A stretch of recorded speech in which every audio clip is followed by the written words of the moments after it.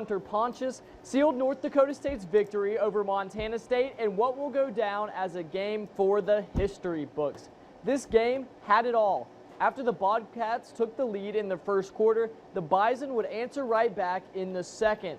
There were 4 ties and 5 total lead changes. The victory moved the Bison into the FCS quarterfinals for the 14th straight year, setting a date with number 3 seed South Dakota next weekend in Vermillion.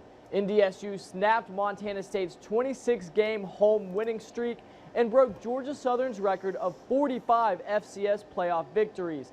The Bison have now won 46 games and only lost 4 since 2010 in the FCS playoffs. We put in our tallest player, Hunter Pontius, who's about 6'7", 310 pounds, and worked with him all week. And just say, you're a road grader, 1, 2, 3, throw your hands up. And he did exactly what we talked about all week. And great surge by our other D tackles, trying to dent the front and give him a little bit of a knockback. But wow. But we did get our tailbacks going today, and that's a good sign. You need to, at this time of the year, take care of or take advantage of all your weapons. And I thought T-Mac ran about as hard as he had all year, and he runs hard.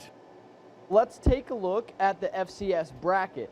The Bison, they'll square off against the Coyotes at 1:30 p.m. next Saturday in the Dakota Dome. The Grizz are the number 2 seed, and they will host number 7 seed Furman next Friday night. The Jackrabbits are the number 1 seed.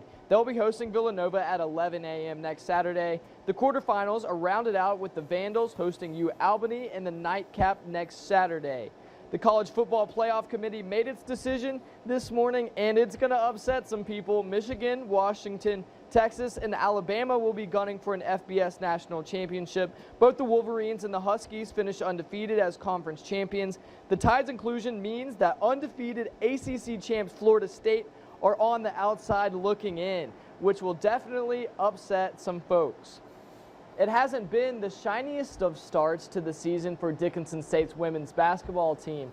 After losing in overtime last night, the team has fallen to 3-7. However, a majority of those losses has been single-digit games. Head coach Eric Nelson tells us about the fine line it is playing difficult non-conference opponents early in the season. You have to be a little bit careful because I think our girls' confidence, in the past couple games, you can kind of see it start going down a little bit just because we haven't won some of those games. But they're getting prepared for, our stretch run of the season where, we're trying to win a conference title, we're trying to win a conference championship. That's the team goals. And you can't get there unless you play really good teams early on to see what you need to work on and what your weaknesses are. And so you have to be a little careful with that because you don't want to lose too many games in a row and see the girls' confidence go. But this is a good group. They prepare the right way. They practice hard.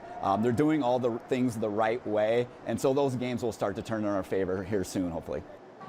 Blue Hawks' next game is against another tough opponent. The team will hit the road to play Division I foe South Dakota a week from today in Vermillion. They'll join the Bison. In women's college basketball, the Thunderbirds lose on the road while the Fighting Hawks win at home. The Bison handle business against Mayville State.